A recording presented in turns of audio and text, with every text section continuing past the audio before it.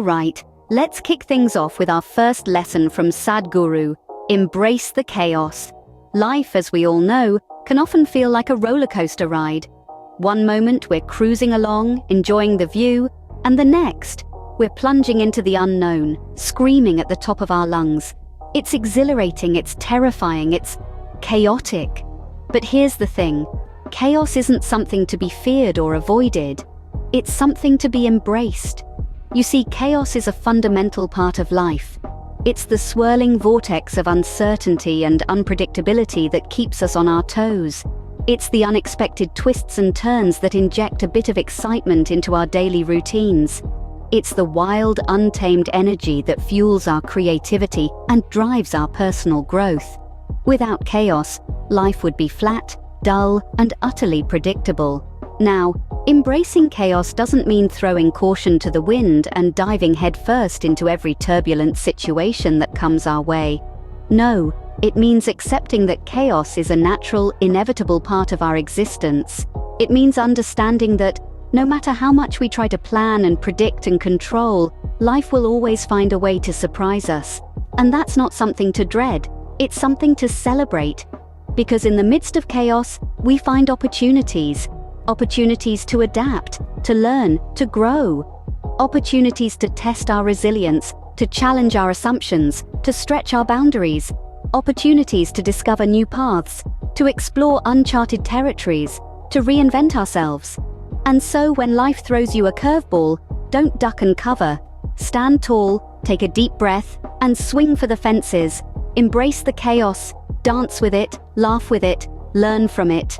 Because in the end, it's not the smooth, easy rides that shape us, it's the wild, bumpy, chaotic ones. Remember, chaos isn't a curse. It's a blessing in disguise. It's a catalyst for change, a spark of creativity, a beacon of potential. So don't shy away from it. Welcome it, cherish it, revel in it. So next time life throws you a curveball, just remember to grab your popcorn and enjoy the ride. Lesson number 2: connect with nature. Now, this might seem like a simple one, but it's incredible how often we can forget the importance of this connection in our fast-paced digital lives. Sadhguru emphasizes the significance of this bond, reminding us that we are not separate from nature, but an integral part of it. He reminds us to pause, to take a moment from our busy schedules, and to step outside.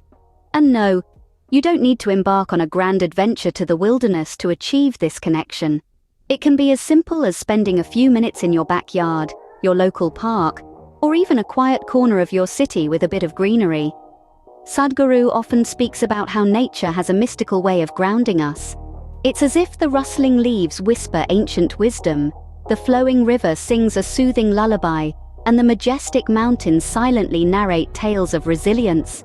When we connect with nature, we are essentially connecting with ourselves, tapping into a profound sense of peace and tranquility that often gets lost in the whirlwind of our daily lives.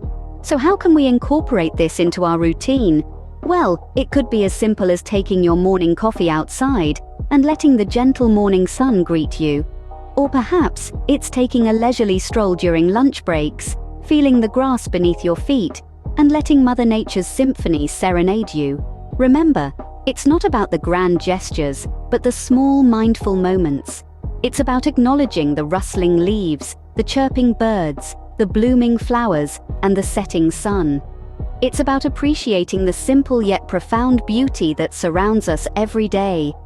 So the next time you find yourself caught up in the hustle and bustle, take a moment to step outside. Feel the wind in your hair, the sun on your skin, and the earth beneath your feet. Take a deep breath and let nature's tranquility wash over you.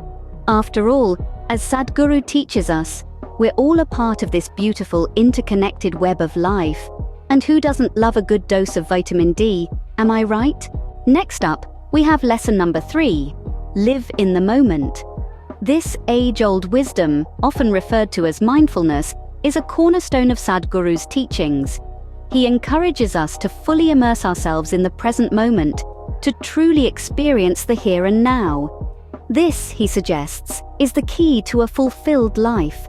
Often we find ourselves either trapped in the past, replaying old scenarios, or anxiously predicting the future. But Sadhguru teaches us that the past is gone and the future is yet to come. All we truly have is this very moment. When we learn to live in the present, we unlock a world of heightened sensory experiences, of deeper appreciation, and a profound sense of peace. But how exactly do we achieve this state of mindfulness? Well, it's simpler than we might think. It's about giving our full attention to whatever we're doing, whether it's savoring a meal, listening to a piece of music, or engaging in conversation. It's about noticing the details, the textures, the flavors, the sounds. It's about observing our thoughts without judgment, acknowledging them and letting them pass by like clouds in the sky. Breathing exercises can serve as a powerful tool in this pursuit of mindfulness. By focusing on our breath, we anchor ourselves to the present moment. So, whenever you find your mind wandering off, gently bring it back to your breath. Feel the cool air entering your nostrils, your chest rising and falling, the warm air leaving your body. This simple act can work wonders in quieting the mind and bringing us back to the here and now. Of course, mindfulness is a practice. It takes time and patience, but with consistent effort we can cultivate this skill and over time start to experience the world in a richer, more meaningful way. So put down your phone, take a deep breath, and savor this moment like it's the last slice of pizza at a party. Trust me, you won't regret it. Lesson number 4. Question everything. That's right, question everything. Now, I can almost hear your thoughts echoing through the screen.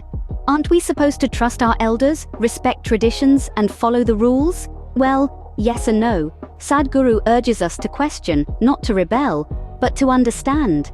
It's not about breaking the rules for the sake of it, but about understanding why those rules exist in the first place. Imagine you're in a maze, and you've been told to follow the path laid out for you. But what if that path leads to a dead end? What if there's a better route just around the corner, one that's been overlooked because that's not the way we've always done it? Questioning allows us to explore these possibilities, to step off the beaten path and carve our own way. It's about challenging the status quo, not to disrupt, but to evolve. Sadhguru encourages us to apply this same principle to our personal beliefs. How often have you stopped to question why you believe what you believe?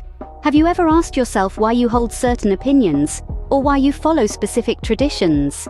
These are not easy questions to answer, but they are essential for personal growth and understanding. By questioning our beliefs, we are not undermining them, but strengthening them. We're shedding light on the reasons behind our thoughts and actions, gaining a deeper understanding of ourselves and the world around us. We're opening the door to a world of new perspectives, new ideas, and new possibilities. So don't be afraid to question. Don't be afraid to challenge the norm. Don't be afraid to step off the path and venture into the unknown, because it's in the unknown that we often find the most profound truths. Questioning is not about doubting, it's about understanding. It's not about disrupting, it's about evolving. So don't be afraid to challenge the status quo and think outside the box. Who knows, you might just stumble upon some hidden truths along the way. And finally, our 5th and final lesson from Sadhguru: spread the love. Love, in its purest form, is an energy that binds us all together. It's that warm glow that illuminates even the darkest corners of our hearts. And according to Sadhguru, it's the most potent force in the universe. Now, let's be clear. When we talk about love, we're not just talking about romantic love, although that's certainly part of it. We're talking about a broader, all-encompassing love that transcends all boundaries. A love for our fellow human beings, for the natural world, and for the universe itself. Sadhguru teaches us that love is not just a feeling, but a state of being. It's about seeing the divine in everyone and everything. It's about recognizing that we are all part of the same cosmic dance, interconnected and interdependent in ways we can't even begin to fathom. But how do we cultivate this kind of love?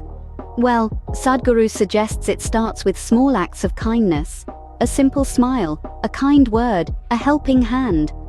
These are all expressions of love that can have a profound impact on those around us. And the beautiful thing is, these acts of kindness don't just benefit the recipient, they uplift the giver as well, creating a ripple effect of positivity and warmth. Imagine a world where everyone acted out of love and compassion. A world where we saw each other not as separate and divided, but as part of the same beautiful tapestry of life. That's the world Sadhguru envisions, and it's a world we can all help to create, one act of kindness at a time. So, let's make love the guiding force in everything we do. After all, it's the only thing that truly matters in the end.